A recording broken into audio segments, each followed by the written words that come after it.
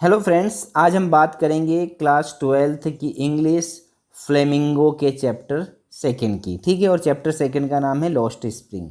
Lost spring यानी यहाँ पर स्प्रिंग यानी बसंत होता है, लेकिन यहाँ पर बसंत की बात नहीं हो रही, यहाँ पर बात हो रही है बच्चों के बचपन की। ठीक है, ऐसे बच्चों की कहानियाँ इसमें इस चैप्टर में दो कहानी है। पहली है साहिब आलम की, और दूसरे से गुजरना पड़ता है, उनका बचपना ही खत्म हो जाता है, वो बचपन से ही कहीं पे काम करने लग जाते हैं, यानी कि वो अपना जीवन ठीक से जी नहीं पाते हैं। कुछ ऐसी स्टोरीज़ हमारी जो है अनीस जंग ने लिखी है, हमारी लेखिका का नाम है अबाउट द अथर में, हम उनके बारे में पढ़ेंगे। और हमारी लेखिका ने बहुत सारी जो है फेमस बुक्स लिखी है, जिसमें अनवेलिंग इंडिया है ना, आप देख सकते हैं। ये बहुत ही इंपॉर्टेंट बुक्स हैं जो उन्होंने 1987 में लिखी थी। और 2005 में उन्होंने एक बुक लिखी है जिसका नाम है लॉस्ट स्प्रिंग। उसमें से कुछ अंश यहाँ पर हमको पढ़ने में मिलेंगे। तो बहुत ही फेमस लेखिका है और बड़े ध्यान से आप समझिएगा पूरे लेसन को। तो हम स्टार्ट करते हैं। अबाउट द ऑथर पढ़ते हैं। Anees Jung 1964 was born in Rourkela and spent her childhood and adolescence in Hyderabad. Anees Jung का जन्म 1964 में हुआ था राउरकेला में। उन्होंने अपना बचपन और किशोर अवस्था, एडोलेसेंस का अर्थ होता है किशोर अवस्था, चाइल्डहुड का अर्थ होता है बचपन, वो कहाँ पर बिताए थे? हैदराबाद में। तो हैदराबाद में उनका जन्म हुआ था। ठीक है।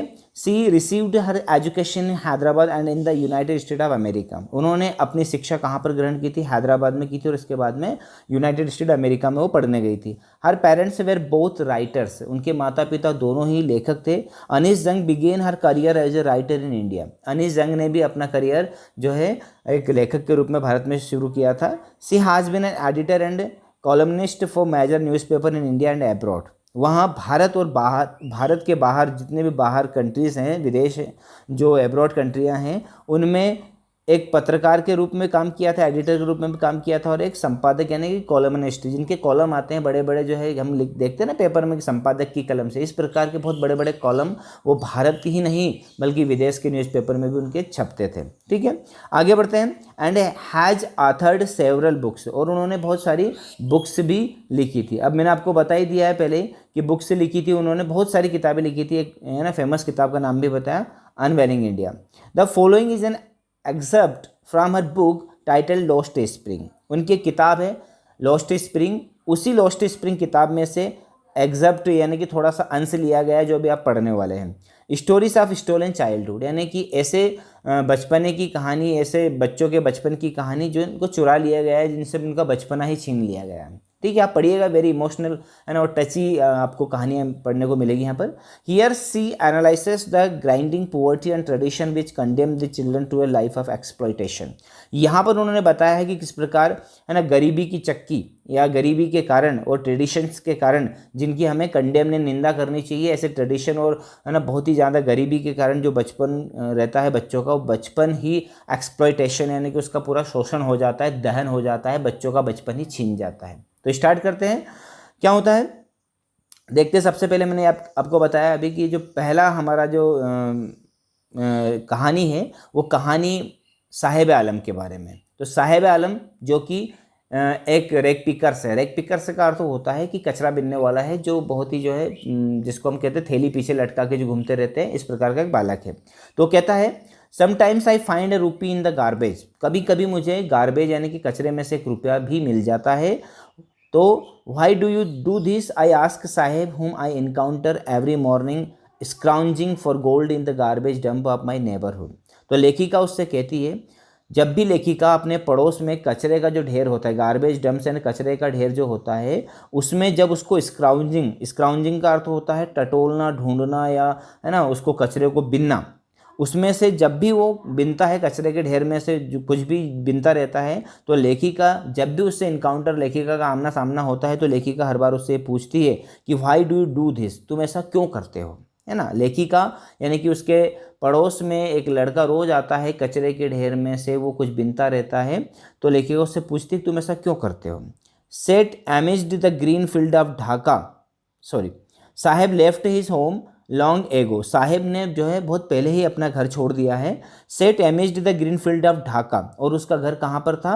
सेट एमिज्ड का अर्थ तो होता है कि बीचों बीच, कहाँ पर था बीचों बीच? ढाका। ढाका यानी कि बांग्लादेश की राजधानी ढाका में वो रहता था पहले, उसके माता पिता रहते थे, और उसका जो घर था वो बिल्कुल हरे भरे वातावरण में था, यानी कि उसके आसपास पेड़ पौधे थे, खेत खलियान थे, उनके बीच में उसका घर था, और उसने अपना घर बहुत पहले ही छोड़ दिया था। His home is not even a distant memory, उसका जो घर है वो उसकी दूर की यादों में भी नहीं था। There were many storms that swept away their field and homes, his mother tells him, तो उसकी माँ ने उससे कहा था कि बहुत सारे तूफान आए थे और तूफानों के कारण उसका घर जो है और खेत जो है तहस नहस हो गए थे। That's why they left looking for gold in the big city where he now lives, इसीलिए वहाँ गोल्ड की तलाश में, यहाँ पर गोल्ड शब्द का अर्थ ये गोल्ड यानी सोना नहीं, गोल्ड यानी कि कूड़े करकट में से जो भी उपयोगी चीज़ उनको मिल जाती है उसको ढूंढने के लिए वो ऐसे बड़े शहरों में आ गए हैं। ठीक है, तो आप देख सकते हैं किस प्रकार से उसका घर था बीचों बीच, है ना, और उस घर को तूफान ने तहस नहस कर दिया था। इस कारण से उसके माता पिता उसे लेकर जो है यहाँ बड़े शहर में आ गए थे कचरा बीनने के लिए। ठीक है, आगे बढ़ते हैं। I have nothing else to do he mutters looking away, है ना, और वो जो अब जब लेखिका उससे पूछती है कि तुम ऐसा क्यों करते हो, तो वो कहता है कि I have nothing else to do, मेरे पास करने के लिए कुछ भी नहीं है। ही मटर्स यानी को बड़बड़ाता है एक दूसरी तरफ दूसरी दिशा में देखते हुए कि मेरे पास तो करने को कुछ भी नहीं है। गो to school I say glibly realising immediately how hollow the advice must sound, तो तुम स्कूल जाओ। आई से ग्लीबली, लेखिका उससे ग्लीबली कहती, ग्लीबली का अर्थ होता है कि कोई भी चीज़ हम जोश में आकर कह देते हैं और उसका कोई अर्थ नहीं निकलता है तो हमें बाद में थोड़ा रियलाइज़ होता है, तो उसको रियलाइज़ होता है इमीडिएटली, वो तत्काल लेखिका को भी रियलाइज़ होता है कि हाउ होलो, होलो यानी कि बेमतलब, कि सलाह मैंने इसको दे दी है, इससे इसका कोई मतलब ही नहीं है।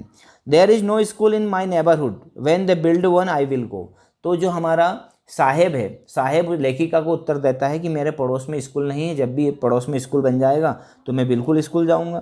ठीक है, आगे बढ़ते हैं। If I start A school, तो लेखिका उससे कहती है साहेब से कि यदि मैं एक स्कूल शुरू कर दूं तो विल यू कम, तुम आओगे। आई आस्क हाफ जोकिंग, मैंने हंसते हुए मजाक करते उससे पूछा। Yes he says smiling broadly, तो बड़ा है मुस्कुराते हुए बोलता है कि हाँ बिल्कुल आऊँगा। A few days later I see him running up to me, is your school ready, अब कुछ दिनों बाद वो मेरी तरफ दौड़ता हुआ आता है और मुझसे पूछता है कि क्या तुम्हारा स्कूल तैयार है। It takes longer to build a school I say embarrassed at having made a promise that was not meant, तो मैंने, है ना, उससे कहा कि अब स्कूल बनने में थोड़ा टाइम लगता है और मैं एम्बेरेस्ड यानी कि थोड़ी सी शर्मिंदा हो गई कि मैंने, है ना, ऐसा ही झूठा वादा इससे कर दिया है।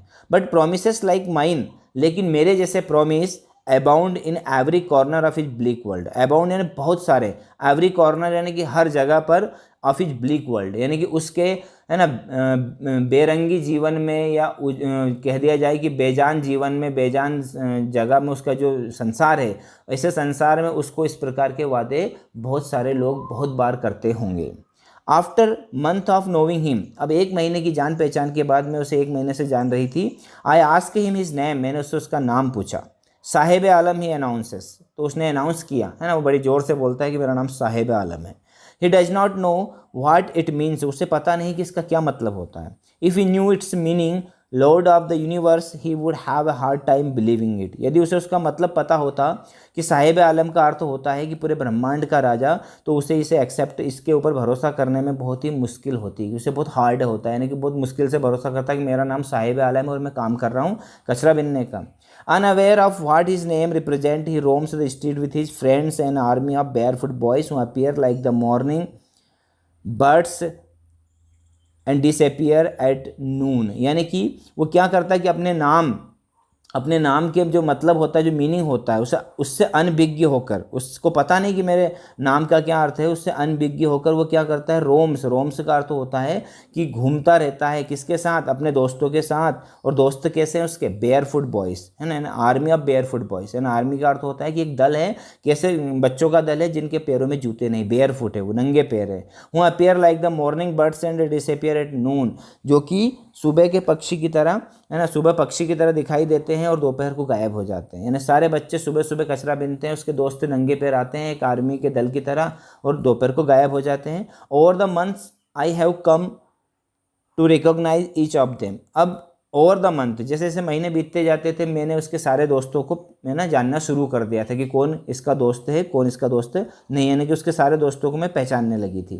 तो मैंने उसके दोस्तों से पूछा कि why aren't you wearing chappals, I ask one, मैंने पूछा कि तुम चप्पल क्यों नहीं पहनते हो। अब देख सकते हैं किस प्रकार से वो बेयर फुट और झोले लेकर, है ना, कचरा वगैरह बिनते होंगे। ये चित्र आपके सामने कि तुम चप्पल क्यों नहीं पहनते हो। तो my mother did not bring them down from the self, he answer simply. तो एक बच्चे ने मुझको जवाब दिया कि मेरी माँ सेल्फ के ऊपर से उतार के मेरे को चप्पल नहीं देती है। Even if she did, he will throw them off at another who is wearing shoes that do not match. तभी एक लड़का उसकी साइड में खड़ा था, वो कहता है कि यदि इसकी माँ इसको उतार के दे देती तो ये उनको भी फेंक देता, इसीलिए ये नहीं देती इसकी माँ इसको। और उस जो लड़का ये बात बोल रहा था उसने अनमैचिंग शूज़ पहने थे। अनमैचिंग शूज़ यानी कि एक अलग कलर का जूता और दूसरे कलर का जूता, दोनों पैरों में अलग अलग। When I comment on it, और जब मैंने उस लड़के से कहा कि तुमने ऐसे जूते क्यों पहने हैं, तो he shuffles his feet and says nothing. तो वो क्या करता है, अपने पैरों को सरका लेता है और कुछ भी नहीं बोलता है। I want shoes says A third boy who has never owned a pair all his life. तभी एक तीसरा लड़का बोलता है कि मुझे जूते चाहिए, और उस तीसरे लड़के ने कभी अपने जीवन में जूते नहीं पहने थे, कभी भी जूते का जोड़ा नहीं पहना था। Travelling across the country I have seen children walking barefoot. मैं जब भी देश में भ्रमण करती हूँ तो मैं अक्सर देखती हूँ बच्चों को नंगे पैर घूमते हुए। In cities on village roads, शहरों में भी और गाँव की सड़कों पर भी। It is not lack of money but a tradition to stay barefoot is one explanation. तो किसी ने मुझसे कहा था कि ये पैसे की कमी के कारण नंगे पैर नहीं है, बल्कि ये नंगे पैर क्यों हैं, ये नंगे पैर किसी ट्रेडिशन के कारण, ट्रेडिशन यानी कि परंपरा के कारण। I wonder if this is only an excuse to explain away perpetual state of poverty. तो मुझे ऐसा लगता है कि यहाँ किसी ट्रेडिशन के कारण नहीं है, बल्कि अपनी गरीबी को छुपाने के लिए एक एक्सक्यूज़ है। एक्सक्यूज़ यानी कि जो परपेचुअल स्टेट ऑफ पुअर्टी है, यानी कि जो कभी भी खत्म ना होने वाली गरीबी की अवस्था है, उसको छुपाने के लिए एक बहाना है। ठीक है, आगे बढ़ते हैं। I remember a story a man from Udupi once told me. मुझे उडीपी एक शहर का नाम है, देख सकते हैं आप चित्र में, है ना। उडीपी एक शहर का नाम है। तो लेखिका को उडीपी के एक लड़के की बात याद आती है, कहानी याद आती है। As a young boy he would go to school past an old temple, कि जब वो छोटा बच्चा था तो वह एक मंदिर के पास में, है ना, एक स्कूल था, वहाँ पर जाता था। Where his father was a priest, उस मंदिर में उसके जो पिताजी थे वो पुजारी थे। He would stop briefly at the temple and pray for a pair of shoes. वहाँ अक्सर थोड़ी देर के लिए इस मंदिर के पास रुकता था और भगवान से, है ना, एक जोड़ी जूते के लिए प्रार्थना करता था।